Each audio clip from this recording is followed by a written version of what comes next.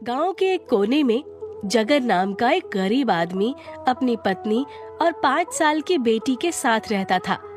उसके पास कोई स्थायी काम नहीं था।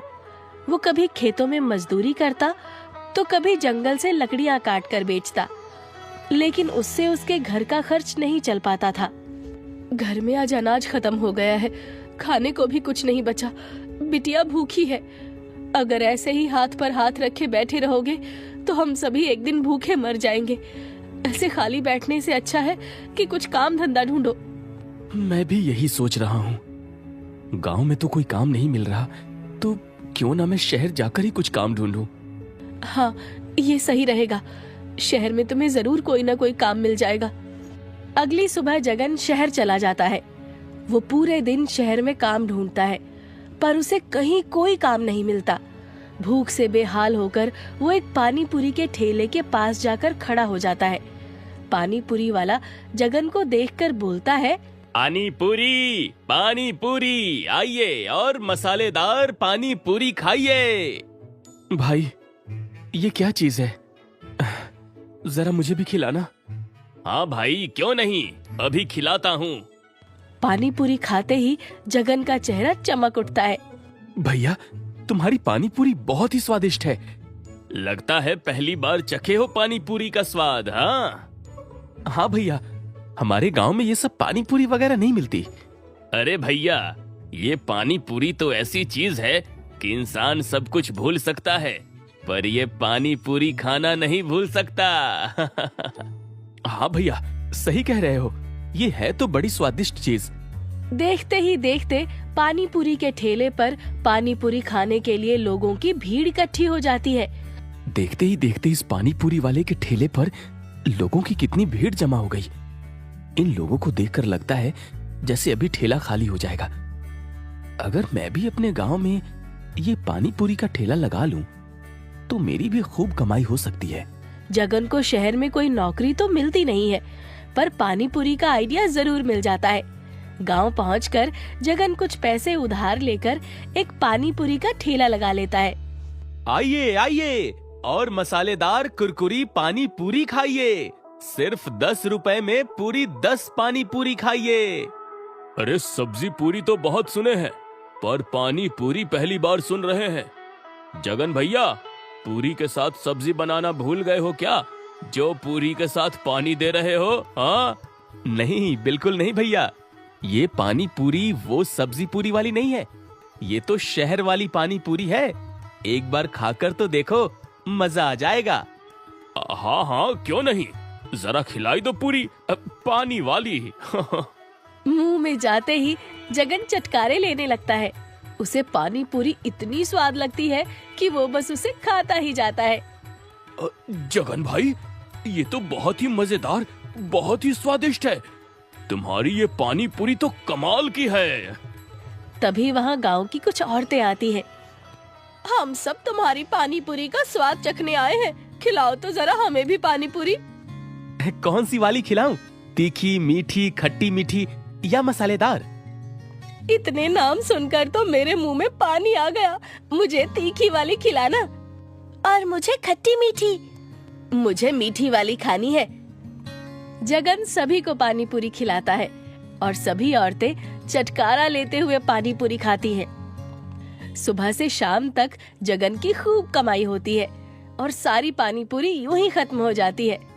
अब तो पूरे गांव में जगन की पानी पूरी की चर्चा होने लगती है। घर जाकर जगन बड़ा खुश दिखता है। भगवान का शुक्र है, अब हमारी जिंदगी बेहतर हो रही है। हाँ, अब हम भी अच्छा खा सकते हैं, अच्छा पहन सकते हैं, बिटिया को अच्छे स्कूल में पढ़ा सकते हैं। तभी जगन की बेटी गुड़िया दौड़ती हुई आती है और अपने बाबा से लिपट जाती है। बाबा, क्या सच में मैं भी दूसरे बच्चों की तरह स्कूल जा पाऊंगी? हाँ मेरी बिटिया रानी, हम कल ही तुम्हारा दाखिला गांव के स्कूल में कराते हैं। ये सुनकर गुड़िया बहुत खुश हो जाती है और अपनी सभी सहेलियों को ये बात बताने जाती है। कुछ दिन तक सब ऐसे ही चलता रहता है। रोज की तरह एक दिन जगन पानी पूरी बेच रहा होता है। वाह भाई वाह, तुम्हारी ये पानी पूरी मुंह में जाते ही जबान की बल्ले बल्ले कर देती है। मन करता है ये पानी पूरी बस खाता ही जाऊं, खाता ही जाऊं, खाता ही जाऊं। बहुत स्वादिष्ट है ये। हर औरत और बच्चे की जुबान पर तो अब बस तुम्हारी बनाई हुई पानी पूरी है। सभी औरतों की पहली पसंद पानी पूरी हो गई है। बिना खाए अब रुका नहीं जाता। गांव में पानी पूरी का ठेला लगाकर बहुत ही अच्छा किया तुमने जगन भैया। जल्दी ही जगन के मन में लालच आ जाता है। वो सोचता है कि अगर वो सस्ती सामग्री इस्तेमाल करे और कीमतें बढ़ा दे तो ज्यादा मुनाफा होगा। अब वो अगले दिन भी वही बचा हुआ बासी पानी इस्तेमाल करने लगता है, बासी सामग्री मिलाने लगता है और तेल भी कई दिनों तक नहीं बदलता।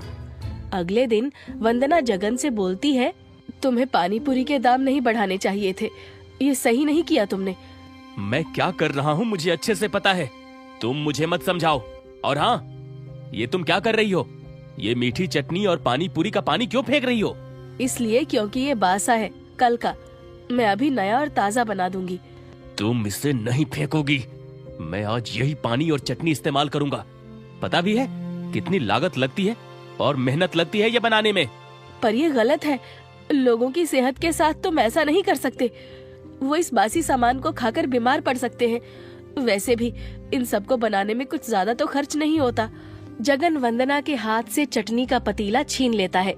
अगर गरीबी से बाहर आना है तो हमें ये सब करना ही होगा, समझी तुम?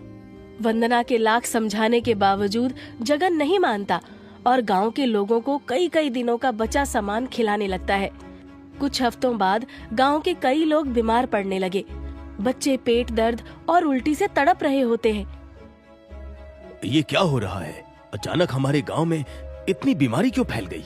बच्चे बड़े सब बीमार पड़ने लगे हैं। पहले तो कभी ऐसा नहीं हुआ।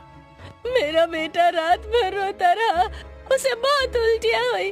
वैद्य जी ने कहा है कि ये खाने की वजह से हुआ है।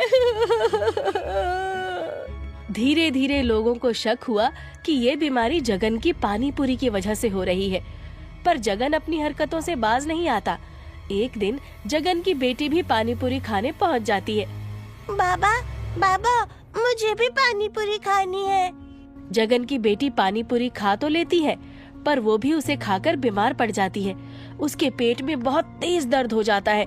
देखो ना, मेरी बिटिया को क्या हो गया है, कुछ करो। जगन बेटी को लेकर वैद्य जी के पास भागता है। इसे बहुत तेज इन्फेक्शन हो गया है। ये खराब खाना खाने की वजह से हुआ है। इसे अगर जल्दी दवा नहीं दी तो हालत बिगड़ सकती है। जगन का दिल बैठ जाता है। उसने जो पैसे लालच में कमाए थे, वही पैसे उसकी बेटी की बीमारी का कारण बन गए थे। जगन ने अपनी बेटी के इलाज के लिए सारे पैसे खर्च कर दिए, लेकिन अब वो अपने आप को दोषी मान रहा था।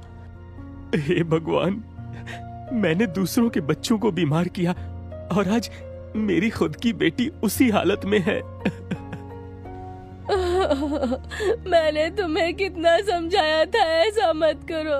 आज देखो खुद की बेटी बीमार हो गई। मेरी बच्ची दर्द में कितना तड़प रही है। ये सब तुम्हारी वजह से हुआ है। तुम्हारे लालच ने मेरी बेटी को बीमार कर दिया। हाँ, ये सब मेरी वजह से हुआ। मैं तो माफी के काबिल भी नहीं हूँ। फिर भी कोशिश करूंगा सबसे माफी मांगने की। अगले दिन जगन खुद जाकर गांव वालों से माफी मांगता है। मैंने लालच में आकर आप सबकी सेहत से खिलवाड़ किया है। लालच में आकर कई कई दिनों का बचा हुआ सामान तुम सबको खिलाया। अब मैं ईमानदारी से पानी पूरी बेचूंगा, साफ सफाई का पूरा ध्यान रखूंगा। मैं माफी के काबिल तो नहीं, फिर भी मैं तुम सबसे माफी मांगता हूँ। चलो, कम से कम तुम्हें अपनी गलती का पछतावा तो हुआ और खुद अपनी गलती मानी। जगनू, तुमने अपनी गलती मानकर बहुत अच्छा किया। हम सभी भगवान से दुआ करते हैं कि तुम्हारी बेटी जल्द से जल्द ठीक हो जाए। कुछ दिन बाद जगन की बेटी बिल्कुल ठीक हो जाती है और अब जगन का लालच भी खत्म हो जाता है। अब वो ईमानदारी और साफ सफाई से गांव वालों को पानी पूरी खिलाने लगता है।